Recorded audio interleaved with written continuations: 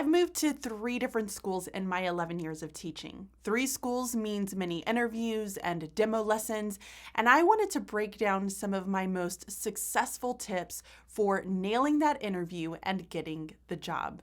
Hello, my name is Bridget Spackman. I am an upper elementary teacher in central Pennsylvania. I've had over a decade of experience in kindergarten, 4th, 5th, 6th, and now adding 3rd grade to that list.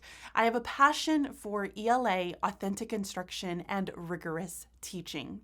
If topics such as these interest you, then I invite you to subscribe and hit that notification bell so that you know when I am going live or I am uploading a new video.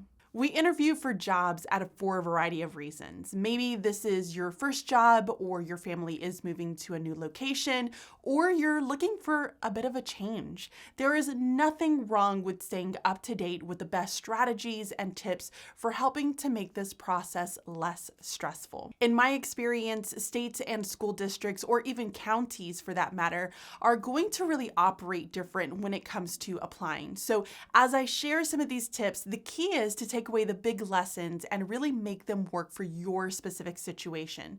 For example, when I moved to the state of Pennsylvania, I was not able to drop off my resume or my portfolio to schools. They would not open the door for me.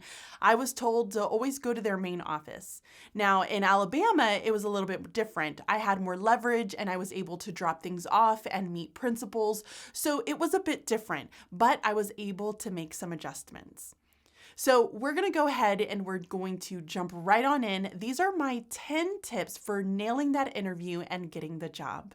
Tip number 1 is to create a list of schools with the name of admin and also group them by school district. So you will want to begin by just doing some research and creating a list of the different districts in your area that you would like to interview at. This is especially helpful if your state works by districts rather than counties. So for example, in Pennsylvania, we operate in districts. And so in a 10-mile radius around my house, I have about 5 school districts around me. However, in the state of Alabama, I had 2 very large counties that were closest to where I lived. So you can use a notes app on your phone or laptop, or even just open up a Google Doc in order to keep track of all of these different locations. So begin by listing either the district or the county, and then under each district, give a list of the school name, the principal's name and address, phone number, and possibly the principal's email if you're able to find that information. This will be important as I go through the remainder of these tips. However, this really just keeps you organized, and it really gives you a way to have a game plan of where you need to visit, who you need to contact, and you can even add a checklist so that you know which ones you've already interviewed at, which ones you need to send materials to, which ones you need to send emails to, and so on and so forth. Tip number 2 is to save your application answers. Now, each state has a process for applying to school districts, and hopefully it will make it really easy and seamless process for you in order to start looking for those positions. So for example, again, in the state of Pennsylvania, we utilize Applitrack for submitting any of our applications, but every district has their own Applitrack.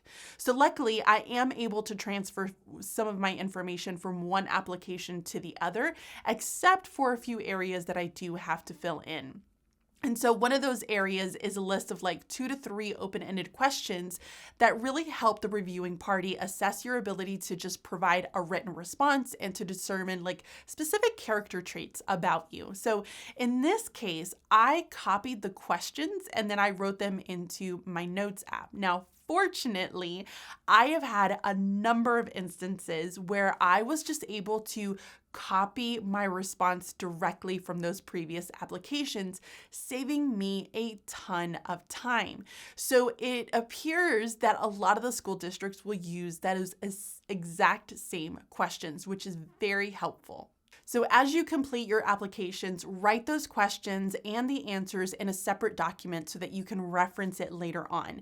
I'm telling you, your future self will be thanking you later on. Tip number 3 is to drop off your resume. Now, this tip might be a little bit more challenging depending on your area, but one piece that will really help you to stand apart from everyone else that's applying is to personally drop off your resume or portfolio to the schools. As awkward as it might feel, taking that chance to walk up and ask to see the principal or hand over your resume or portfolio, it can make a big impact on how you're noticed. And if you're even able to consider attaching a small little image of yourself to that resume, it's going to make an even bigger impact because there is a personal connection there. The goal is to make an impression and really just have your resume stand out. And here's the thing to remember, you will get turned away. It's inevitable, but one of the worst things that they can do is say no. And you really won't know unless you try. So there's no harm in trying it. Tip number 4 is to have a website resume to send in an email. Now, visiting the schools and handing in your resume in person is not always going to be an option. It wasn't an option for me when I first moved to Pennsylvania. So you might want to consider emailing the principals to each school. The key to really making the strategy count is to give them something to look at in the email. So consider creating a simple one-page website that includes a photo of yourself just to personalize it. Add in your credentials, your background, your experience, offer in some images of lessons or resources or how you organize or lesson plan. Now, obviously, including as much as possible is great, but you also don't want to overwhelm them with information. So you really need to be picky on what you're putting into that website. So if you are a Google user, you can create a simple Google site in a day. And then when sending out that email, just be sure to include your resume, your cover letter, and also include a link to that website. And I recommend putting it in bold and underlining that font. Again, the goal is to stand out from all of the other potential candidates, and this will really help make that happen. Tip number 5 is to come prepared with a portfolio at the interview. So once you get that interview, you need to come prepared. Have a portfolio ready to hand out to the individuals that you are going to be meeting with. Now, you can use a very simple portfolio folder that comes with like an easy snap feature and has a clear cover. And inside of this, you can place your cover letter, your resume, any letters of recommendation that you might have, and any other items that you feel as though would be nice to share with those individuals. So you can add in a behavior management plan, letters to families that you have created in the past, lesson plan examples, and so on. Plan to have more than one ready to share. In many cases, you will have anywhere from 3 to possibly even 8 individuals in your interview. So plan for as many as possible. As you walk in, you can introduce yourself to each person, and then you're going to follow up with those portfolios, and that's going to make a huge impression on them. Tip number 6 is to take your time in the interview. Listen, interviewing is nerve-wracking. I completely understand, and personally, I was just in that situation not that long ago, actually a week ago. So as you are being asked questions, pause for a brief moment, take a breath, and then start to speak. Slow the pace of your words so that you sound intentional and really help to reduce the nerves that you're feeling. It is also okay to ask the individual to repeat the question so that you can hear it again. There is nothing wrong with you making sure that you understand what they are asking you. You can even ask a follow-up question in order to clarify something if needed when you're not understanding. This shows, again, that you're intentional with your words and that you are meticulous when it comes to answering those questions. Now, obviously, don't ask them to repeat every question. And at some point, it will just look like you're buying time. So make sure that you're being very strategic with how many times you're doing it.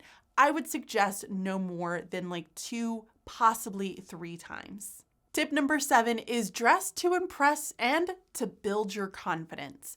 Listen, first impressions matter. And now I'm not asking you to go out and purchase a suit for this occasion, but I do want you to think about the attire that you're putting together and think about the colors and the fitting that you are wearing. Education is a professional position, and it's important to show that you are a professional right from the get-go. Now, personally, I prefer pants because I think skirts can leave a little bit of room for questioning the appropriate length. So I always like to play it safe, and pants tend to do that. I also tend to go with all black because it's very much a neutral, and I know that I can pair it with anything inside of my closet, so I don't feel bad investing in those pieces. And finally, I always put some form of a blouse underneath with that blazer over it. Now, you can easily find that blouse, pants, and a jacket over at H&M for less than $100 total, which is not bad. So I'm gonna leave a link with some of my favorite pieces down below, and I promise you, you can rewear them. And not only will your wardrobe help to impress your potential employer, but it's also gonna really help to build that confidence. And so when you are dressed like a professional, like you're coming in knowing what you're doing, you are going to feel so much more confident in that interview, and that's important. Tip number 8 is to know your stuff. Now, you have to do the research and learn about the job that you're interviewing for. A day or two prior, you can start to look into the district and identify any form of initiatives that they might be implementing. Find their vision or mission statement and then learn more about some of the family events or the curriculum, technology that they might be utilizing at their schools. This is going to give you an idea of what you want to refresh your understanding on so that you can talk about it during the interview. So for example, I recently did an interview and found out that they followed the MTSS framework. Now, obviously, I had no idea what this framework was, and so I did my research to learn more about it. And this came in handy when I was actually in the interview because I was able to share that I was reading a more book to learn more about it and share the little information that I was able to get from it. It showed initiative to learn on my own part. And I want to make something very, very clear. It is okay to not know the answer to a question, especially if you haven't had experience with it in your career.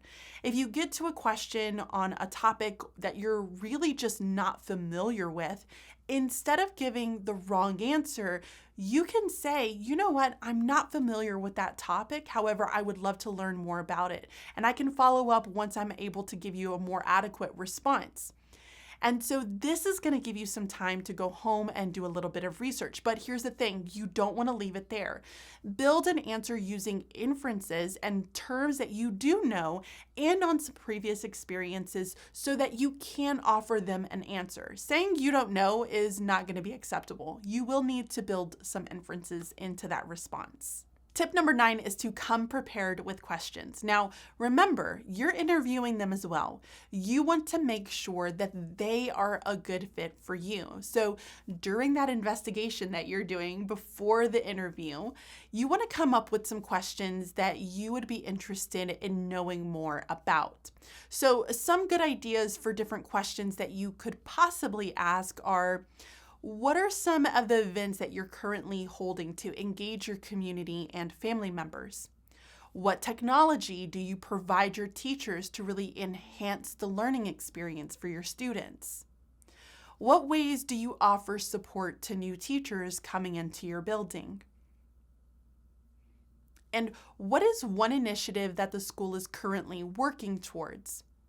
What are some of the next steps for this interview process?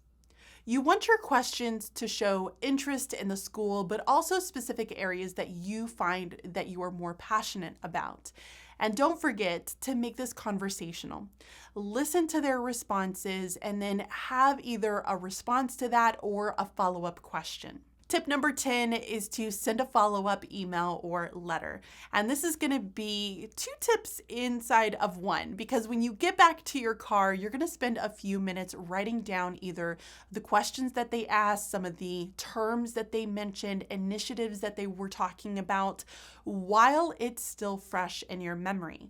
This is going to come in handy when you go back, when you need to refer back to it a little bit later on. So after the interview, and I recommend about a day or so, have a follow-up email to or letter just to thank them and express your interest in the position.